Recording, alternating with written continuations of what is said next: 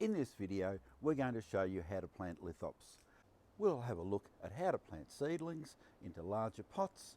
We'll have a look at how to plant a specimen plant, and we'll also have a look at how to plant a lithop bowl or lithop garden. Over to James Lucas from Succulents Australia, who's going to show us how to do all these things with a few extras thrown in. Now these are probably 3-month-old seedlings. They grow quite quick at this stage, and they're looking really good. This is really good sowing of young lithops. We've got probably about 150, 200 varieties of them, and after we'll pot these in spring, and then the next year they start to look like this. And these, I'm going to show you how to pot these ones up and put them into these. And this is the next stage, so I'm going to show you how to do this. Now, this is the potting mix we're going to use. It's got a lot of gravel in it, so I've actually used some of 3 mil sand, a little bit of that, and the other one here is pumice. This is, it's about 1 to 3 mil, probably a little bit bigger than that. And you've mixed it through. This is natural soil mix, a little bit of perlite in it, so you can sort of see it'll be lighter and more porous, and this is what we really need. Good drainage is essential for the lithops. They cannot sit in wet feet. Now what we're going to do with these and potting these up, just a little pinch in each pot, not much. This is dolomite lime and a little bit of Osmocote, and that's about it. We'll just top these fellas up, firm them off.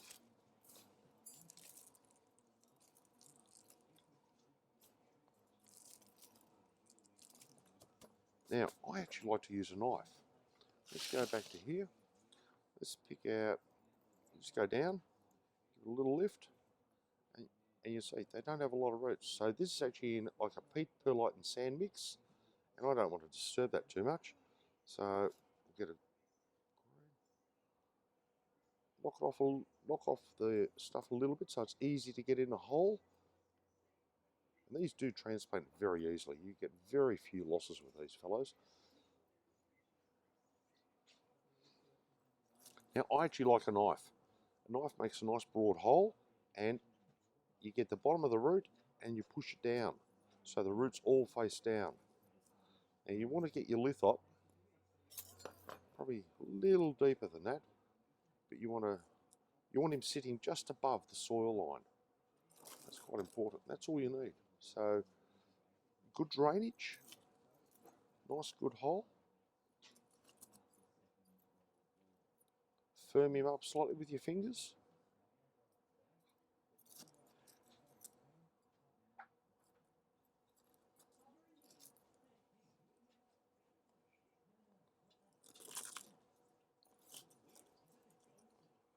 This is what we do before we grow them. And now we'll grow these for another year.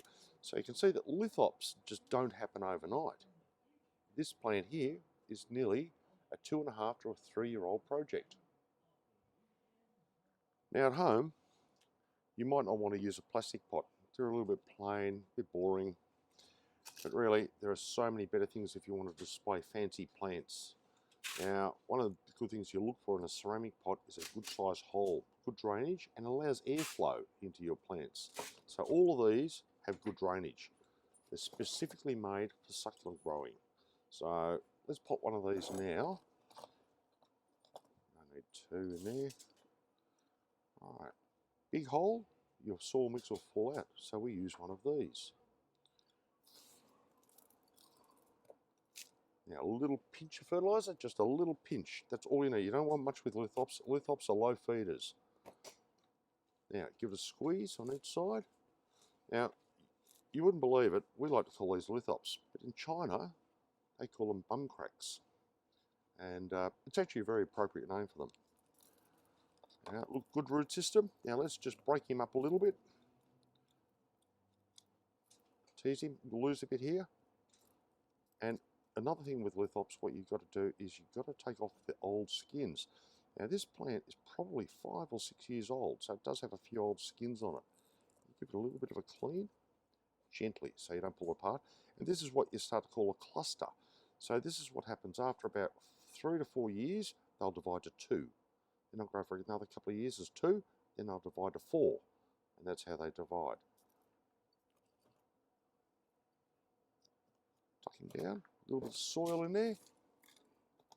And he'll live in here quite happily for several years. So I've got some of these little pots with lithops in. They're still small plants, they're not big plants, but they will live in there for quite a few years quite happily. And you really don't need much water. Put a little bit of gravel around them, and I'll let that sit for a week or 2 before I even think about giving it a drink. I'm quite happy. Yeah, it doesn't look a lot better than a plastic pot.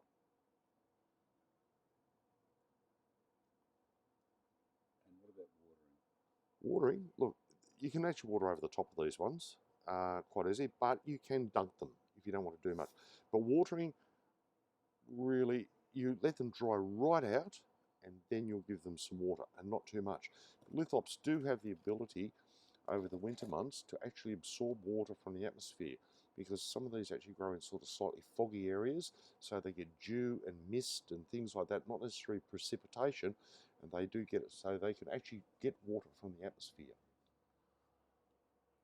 Yeah, with fertilising, look, the fertiliser I did put in there is just a little pinch. They'll be happy with that for quite a few years. These live in really harsh conditions, but if you want to get them up and moving, you'd probably move that either into another pot, give it a refertilise, or if you're happy with it in here, you give it another little fertiliser in here, just a little pinch in here, and your next watering will wash that in, and it'll be in amongst your sand and wash in. And that would be, what, once a year? Oh, once a year or even every 2 years. Not very often. Okay, John, what we got here, this is a package from Succulents Australia, and we're going to unwrap it and have a bit of a look. But I think this is a bit of a Lithops collection. So they tape it up very well. This box might look small, but it's actually a really strong box, so it's actually good for shipping. And Australia Post don't destroy too many of them.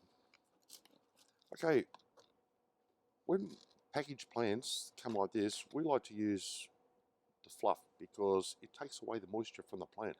All plants in confined areas when they're shipping sweat a little bit, and if they're wrapped in too much paper, the paper actually holds the moisture and it can cause rot problems. So we actually like to dry the plants out for 2 or 3 days even before we roll them up in paper. So let's have a look at these little fellas in here. Look at that. Beautifully done. With lithops, you can't force them too much. If you force them, they're inclined to elongate. So you don't want to give them like too much water, too much food, because they can stretch and get too tall, and they're really hard to bring back to size. So the main secret is to keep these short and fat. They can handle a week in the post like this, no worries at all. Even 2 weeks, it won't even hurt them. Okay, now let's have a look at this. We're going to make like a little mini landscape here. So we have our rather large hold dish in the bottom here, and a plastic disc that stops the soil falling out. We've mixed this up so it's quite open, free mix, maybe even just a little bit more. Stir it up.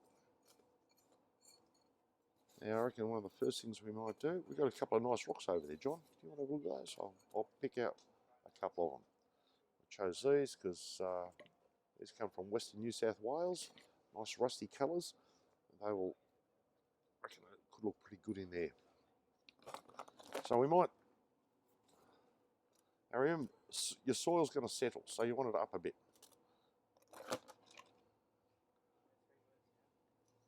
Just tuck him in. Rocks should be in about 1/3 and about 2/3 out as a rough rule. And you want to make your rock looks like it maybe disappears into the soil. So get it down. You make sort of valleys, or I reckon they could be lifted up a little bit there. A bit more dramatic.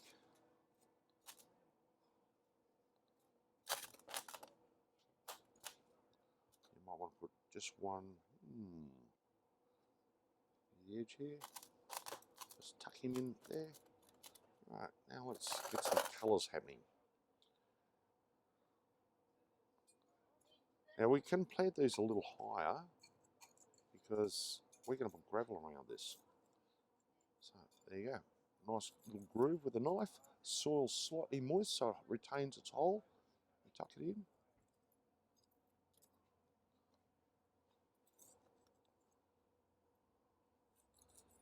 You know, within 2 weeks, these will have all new white roots with the fertiliser that we're giving them.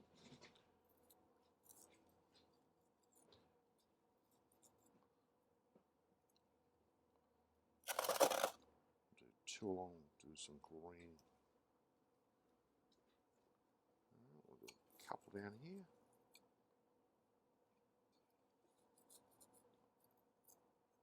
You want your roots to face downwards, so do your hole nice and deep, so it goes in there. We'll probably do with one more here, John.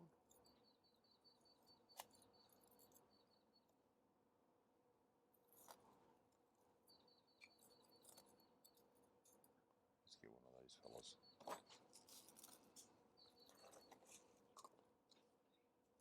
Probably don't need that long. Now what we're going to do, I'm going to choose a nice gravel to go with this one. I think, okay, we've chosen gravel. I want to be coarser than just the 3mm sand on this one. And it's got a couple of slightly larger rocks in it. And you just run it through your fingers.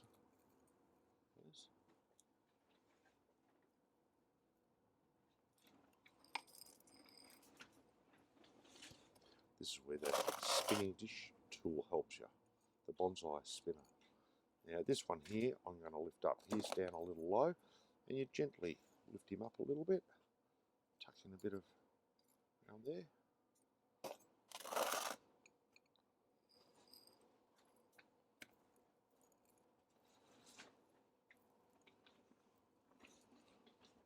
Now this gravel keeps moist soil away from the edges of the plant. Fill in that bit there. I reckon that's not bad, John.